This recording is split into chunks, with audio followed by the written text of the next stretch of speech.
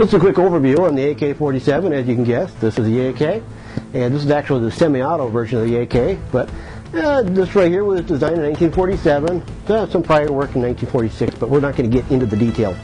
It was adopted in 1949. Field trials in 1551 indicated it required modifications. One of the modifications was with the receiver. The receiver originally was a stamped receiver. They went from a stamped receiver to a milled receiver. They did the conversion mainly because of fabrication issues at the time. They were having problems with the weld and things like that. They had some failures, and that's why the modifications. In 1951, the AK required extensive modifications. Once again, they swapped the receiver out, but this time they went from the stamp from the milled to the stamp. It's hard to get all this together here.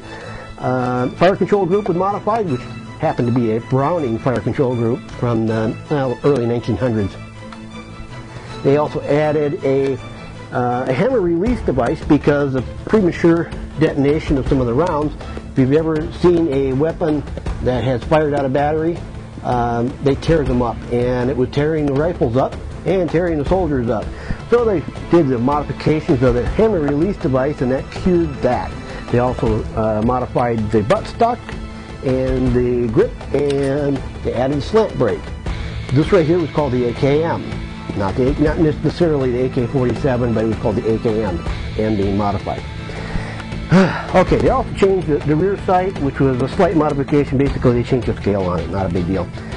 So, moving on, in 1974, they went to the AK-74. Now, this right here is the Tantal. Neither one of these are Russian models. They're based on Russian models, but like this right here, this is Polish. Now, I got to go through this really quick. AK-47 basic changes were, well, obviously 5.45 by 3.9 ammunition, and that was in response to our 5.56. They never fixed the old problem. One of the oldest problems with the AK was the short sight radius. They should have brought the rear sight back to here, and they didn't. They left it as is. One of the best modifications they did was they added this wonderful brake, which I actually have one right here too. This is a fantastic brake. It works extremely well. It makes it very controllable. They actually had modified the design again in 1980 and also in 1994. The 1994 version was only for special troops. That right there is a very quick overview. And the reason I had to do this overview is because a lot of people don't understand a lot of the history of the actual AK, and they hear all the propaganda that, you know, I've heard people state that it's never been changed and never been modified. You know, it's such a wonderful weapon. It's got a lot of issues. It does a very good job for what it was designed to do. You know, you hand it to troops and they just use it. It's just that simple. It's a very good weapon. I have several, and you can't really compare it to like an M16, because M16 is really a rifle.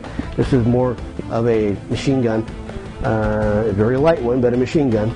If you notice, when you're talking about the safety on an AK, safety is on the right-hand side, which is one of the bad points on it. But up, all the way up, is a dust cover as well as a safety.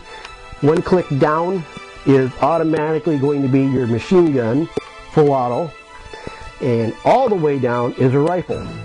Well, on an M16, it's on the other side, and it's done with your thumb, you go from safe, semi, to full auto, or 3-shot burst, whichever model you're talking about. So, you know, there's some slight differences. Mainly, this was designed first and foremost to be for full auto, and the M16 is designed first to be a rifle. We're not going to get into the differences between them. And, you know, a lot of people like the AK, a lot of people like the ARs, a lot of people like myself, like them both. There's no right and wrong with it. It's just they were designed for different purposes, and we have different techniques of fighting. So, you know, they're never going to be the same. Now, that right there is the quick overview on the AK-74 as well as the AK.